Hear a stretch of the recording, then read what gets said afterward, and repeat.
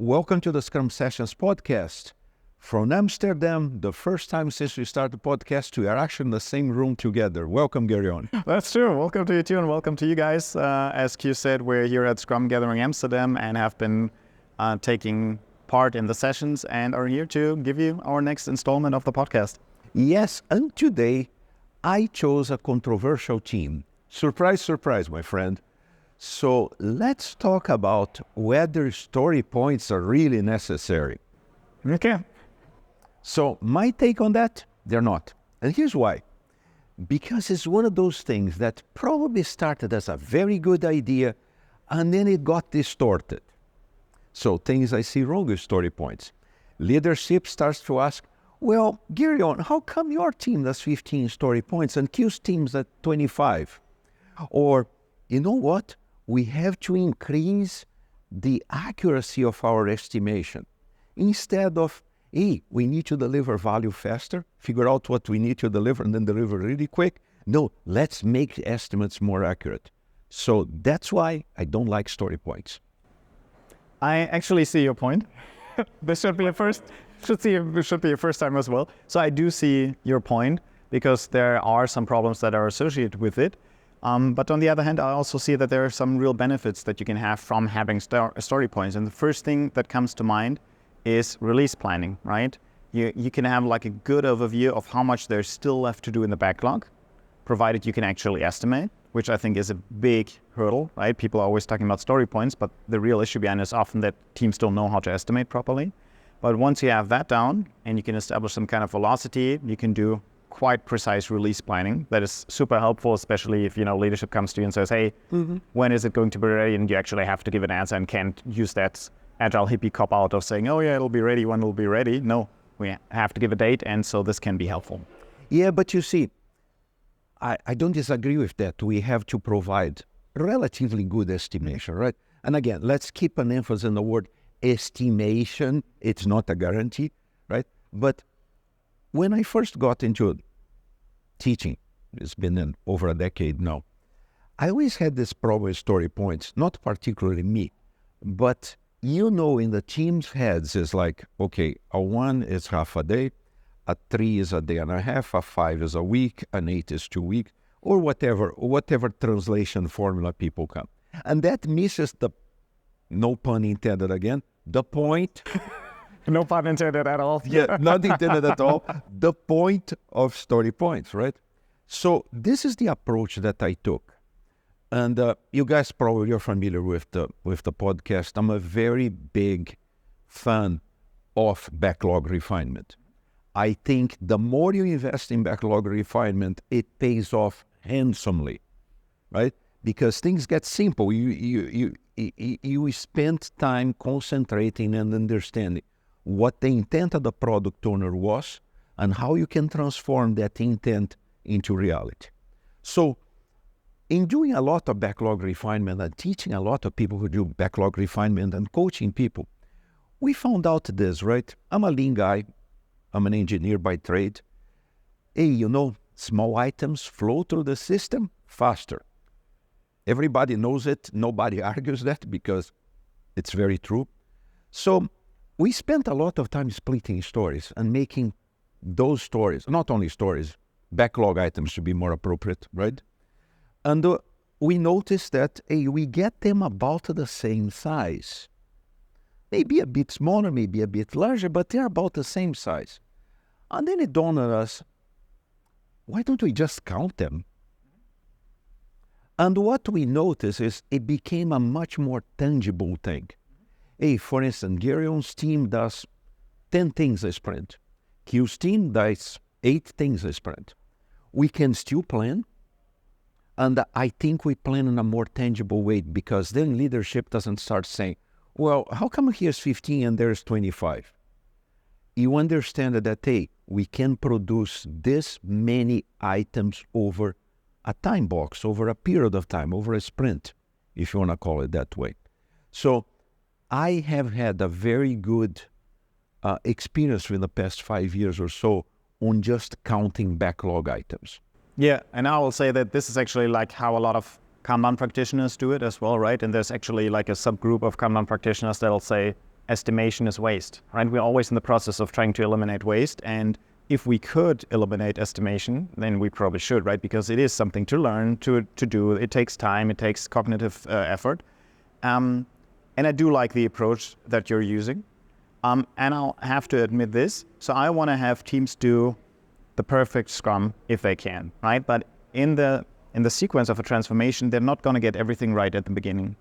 And truthfully, estimation and story points is usually one of the last things that I'll touch, especially with a team that's resistant.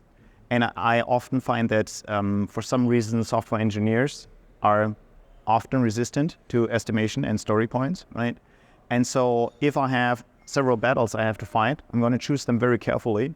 And it's usually not story points that I'm going to fixate on first. I want to get everything set up and flowing, and then this will come at a later point of time. I do want to touch on it, right? But I can't fight everyone at the same time, right? And so as I sequence it out, it's usually in later stages. And just because we don't have the story points set in real nicely doesn't mean that the team can't start delivering stuff and go on this flow journey, right? And so, yeah, I do see your point. Yeah, and you see, again, I emphasize, for me, it's not about story points or counting items or anything.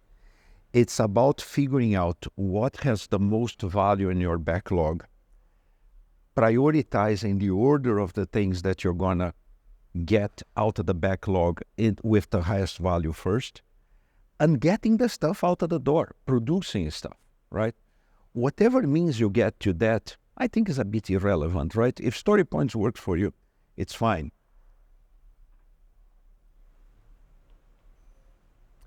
If story points work for you, it's fine.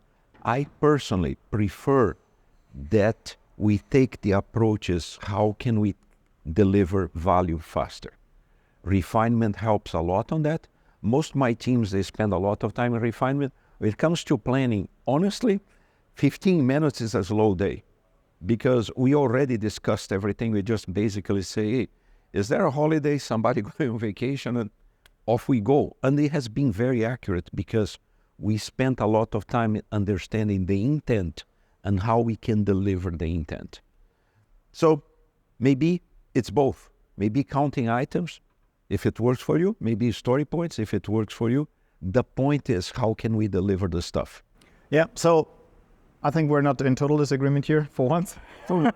Maybe because we're in person, I'm just afraid she's going to beat me up.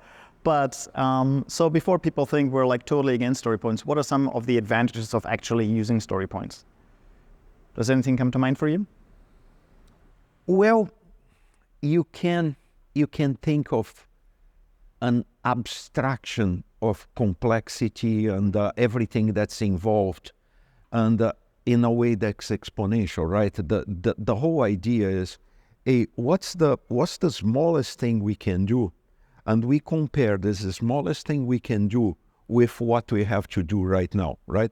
By how many orders of magnitude we're going to increase what is needed to deliver that. Yeah. So there is an abstraction to that, right? Now, the question too, that as you point out earlier, is, do the people involved in trying to accomplish that numbering, that estimation of some sort, do they really grasp the concept on how to apply that measure that's exponential? Mm-hmm. Right? So that's why I like the counting, because counting is very tangible. And it doesn't detract from still understanding what's involved in delivering the intent.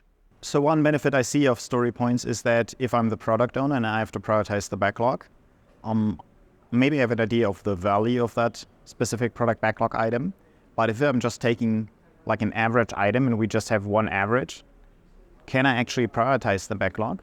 Because, yeah, I might know the business value, but if they all have the same effort size, I'm missing one of the pieces of information. So what do you do? Do you prefer to have one average item, or do you use something like t-shirt size, where you say, well, we have an average smaller item, an average medium item, and an average larger item? No, what we normally do is we actually can still prioritize by value, regardless of items being equivalent in size, right? Because we can use several techniques, but I normally use a technique I call valuation, which I actually put the items in 6 buckets. And without getting too much detail, because that's probably for another podcast, I have things like, what's the commercial value of the item? Is this item something that's going to increase acquisition and or retention? Is this item enable us to do something we couldn't do before, right? So you can create several buckets and use those things to prioritize the backlog. And you're going to notice that some items actually are going to fit in multiple buckets. That's a hint that, hey, that's one we should do first, right? So I think regardless of points or counting items, you have to be very aware of the value that an item brings. And I think the word value tends to be something like pie in the sky, but we have to bring it down to the point that it says, what are the benefits of actually working in this item first instead of this one here? And that's something that's regardless of pointing or counting or whatever. And I think a lot of times product owners have a little bit of problem prioritizing things because they tend to use a single technique to prioritize. I prefer to use multiple ones. I normally bucketize things first, and then I pick up things that are in multiple buckets. Well, that's higher priority, right? Things that are in single buckets. Okay, so what's the bucket that matters the most for me? Or is the one of commercial value? Or is the one about enablement, right? And then I use different techniques to actually number 1, 2, 3, 4, 5, whatever, inside each one of those buckets. And I think we probably should do a podcast on prioritization next. But I think that's regardless of how you estimate or not, you have to understand what should be delivered first. And then, by whatever technique, you can plan in the order of the deliveries and how early, how soon you're going to have that to market. All right, there you have it, guys. Q's been haunting me this whole conference because he was like so railed up about the story point issue, and so no, we've had it and found out we don't actually have that much disagreement on this one. I still like them. I want to do them, but I do see them as one of the more difficult things that are beneficial. But yeah, I totally get what Q was saying, and that works well. Yep. Guys, thank you very much. I hope you actually get to do podcasting in person again very soon. This was the first one. It's not going to be the last one. Again, like us on YouTube, give us feedback, ideas that are topics you want to be covering. And from Amsterdam, I am Q, and he always has the last word. I know everything has already been said, so thanks, guys, and hope to see you soon. Bye-bye. Bye.